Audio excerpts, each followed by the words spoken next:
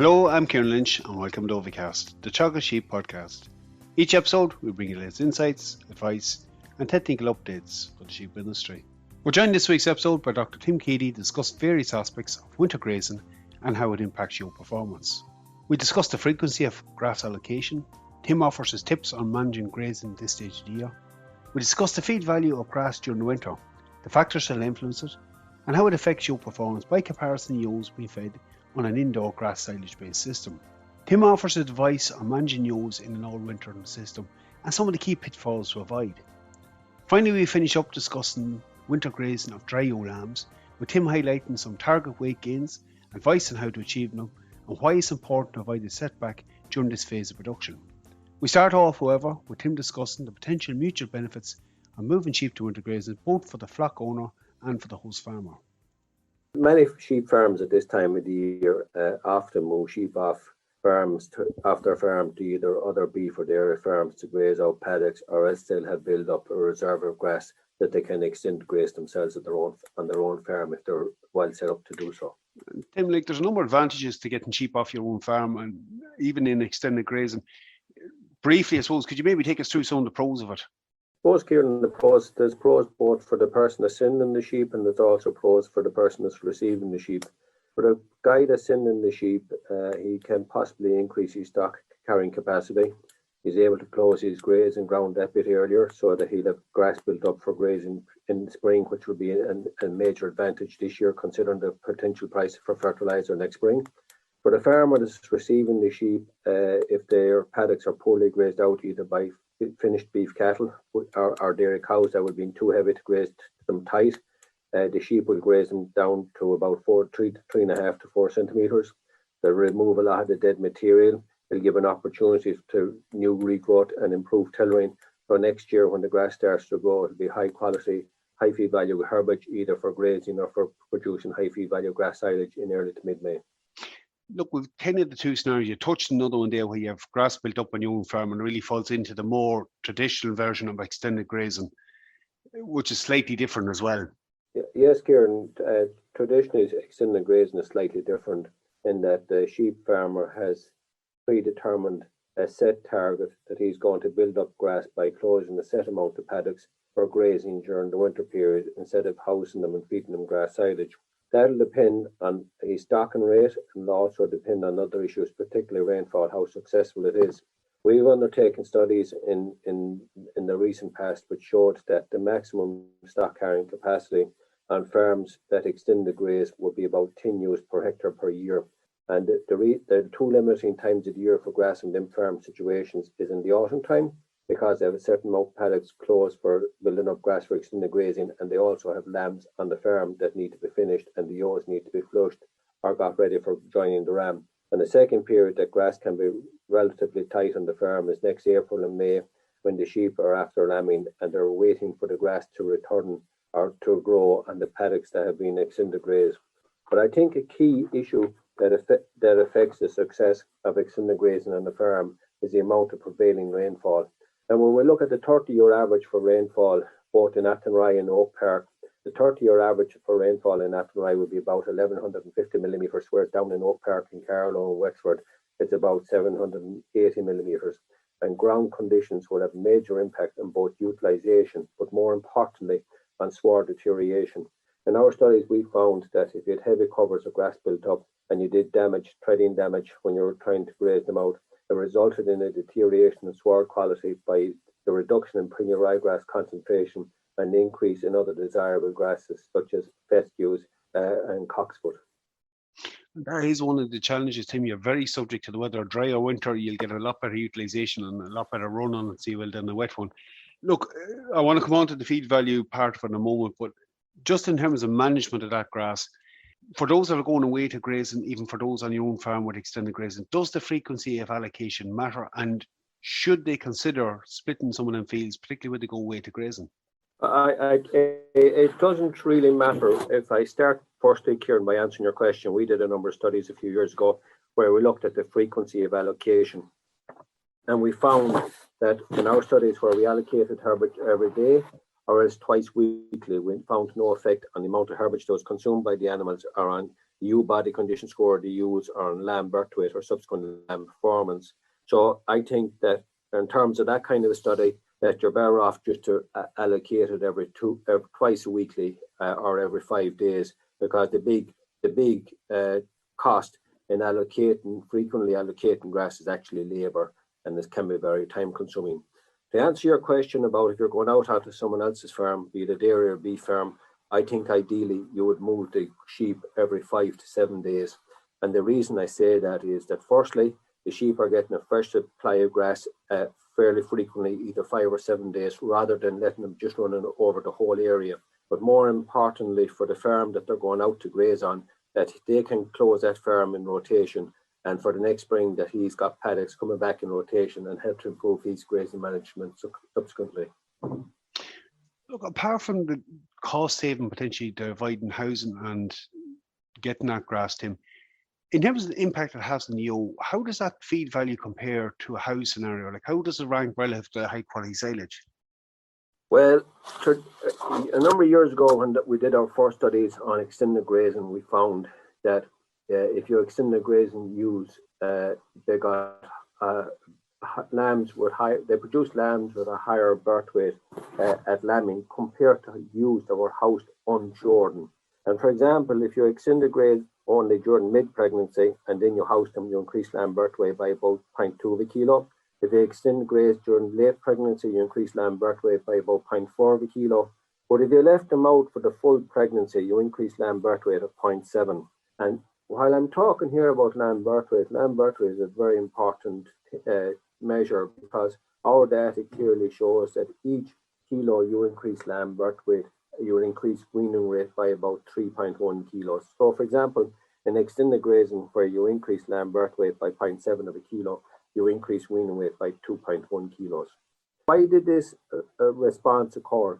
This response, Ciarán, occurred because we believe it wasn't down to an improvement in the feed value of the grass that the animals were actually consuming. It was actually down to the animals outdoors being able, not suffering from heat stress and being able to dissipate body heat, whereas indoors, if they were in a warm shed, often in late spring, in late pregnancy, you will see the sheep under heat stress. And if they're under heat stress, they'll have a lower voluntary food intake and they'll produce lighter lambs. You asked me the question there about what is the feed value of this material. Well, it's like everything else. It depends on a number of factors. And the two clear factors that affects the feed value of extended graze herbage. And by feed value, I'm talking about both intake characteristics and digestibility. The factor that's going to affect intake characteristics is the amount that's available. So if you're grazing out there, you're going to limit their intake. But in terms of digestibility or metabolizable energy concentration, the earlier you close the paddock for grazing and the later that you graze the paddock, them two factors affect the dry matter digestibility. So for example, if you close the paddock, we'll say in beginning of October, and you're grazing that in mid-December, that will probably have a digestibility of about 70 to 72% DMD, which in my mind is the same as average feed value of grass silage. Whereas if you're grazing it out in mid-January, so still closing the 1st of October, grazing it out in mid-January, the digestibility will be gone as low as 65 to 66% DMD. So now you're going down to low feed value of grass silage. And that feed value is declining because of two reasons. The first reason is you're getting a big accumulation of dead material at the butt of the sward, and we found in heavy covers that dead material at the butt of the sward can account for up to 30% of the herbage dry matter content to that sward. And secondly, and it's hard to believe it, but even during January in the cold weather, the plant is beginning to mature because of the bulk, and you're getting a bit of stem elongation, which will actually decrease digestibility. We've also done a number of studies which will look at the effect of grass allowance, and we've compared it to what would occur indoors if they're being fed grass silage. And the response that we get depends on the stage of pregnancy. And for example, we found that where ewes are consuming about 0.9 kilos of average feed value of grass silage, they will give you the same performance in terms of body condition score and also lamb birth weight as ewes outdoors that would be getting an allowance of 1.6 to 1.8 kilograms of dry matter per hectare per day. Just to touch on the earlier points, Tim, I assume that difference in performance and birth weight that you see disappears if you shear them ewes indoors. Oh yeah, sorry, yes, if you can get the same response indoors by shearing the ewes in mid pregnancy, about 8 weeks prior to lambing, yes, that will result in the same response. And also that if you do have the sheep indoors and you've produced a higher feed value grass silage, then you get a combination of the effect of silage digestibility and shearing the ewes, which will produce uh, ewes lambing down in good body condition, lambs with good birth weight, good mothering ability ewes, good survivability in the lambs, and a lot less labour involved trying to get milk into the lambs post-lambing. We'll come to some of the other management aspects in a moment, but just, and you touched on this already, extended grazing in late pregnancy. How late, Tim, would you go with it? And that feed value, I know you touched on it. Does it get a little bit risky that you're actually providing enough? You can go right throughout the year, because the system studies that we'd have done previously went, and we did them both in Knockbeg and we did them in Athenry. And we also did them on commercial farms. We were able to go throughout pregnancy, but it depends. If you take an example where a farmer prefers to lamb outdoors, he's got two next spring, and he's decided to lamb late, starting with, say, in late March and going out, mid to late March and going out to mid to late April. He's two choices. He can either house them now in mid-pregnancy and turn them out to grass that has been built up where he's closed off, we'll say, in early to mid-November, and they've got high digestibility grass for the last 6 weeks of pregnancy. Or he can keep them grazing now and then house them. We've done studies where we've housed them for 6 weeks in mid-pregnancy, turned them out to pasture, give them an allocated grass allowance and the allocation that they got varied, how many weeks they were out from expected lambing date, and what was their expected litter size, which was determined by scanning the ewes. And we found in them situations, whether we're using single or twin bearing ewes, that we were able to manage the ewes very effectively to produce very respectable lamb birth weights without giving any concentrate supplementation. But the key scenario here is stocking rate and having a good supply of high quality feed grass available for grazing in February and March next year. It should be noted as well that a lot of farms, like you take the average litter size on lowland farms in Ireland today, it's about 1.39. And if you look back over the last 50 odd years, the weaning rate or the number of lambs reared per ewe joint has not changed much. It's always between 1.3 and 1.4. What I'm trying to say here, there's an awful lot of flocks scanning with 1.6, 1.7, but most of the sheep producing singles or twins, very few triplets. And if you lamb these outdoors, it reduces a lot of labour in that you're not moving them from the shed out to the field, or you're not having to clean out lambing pens. And if you have a well-managed system where the ewes aren't heavily stocked, you can lamb them outdoors, have them spread out. You spread them out a few days prior to expecting lambing date, and as they're lambing, you remove them from their lambing fields into the fields that they're supposed to be going to. Tim, maybe just to bring it back to present and touch on some aspects you already mentioned. From a management point of view, particularly for those sending ewes away to grazing, is there any other things you consider as a ewes you wouldn't send away for?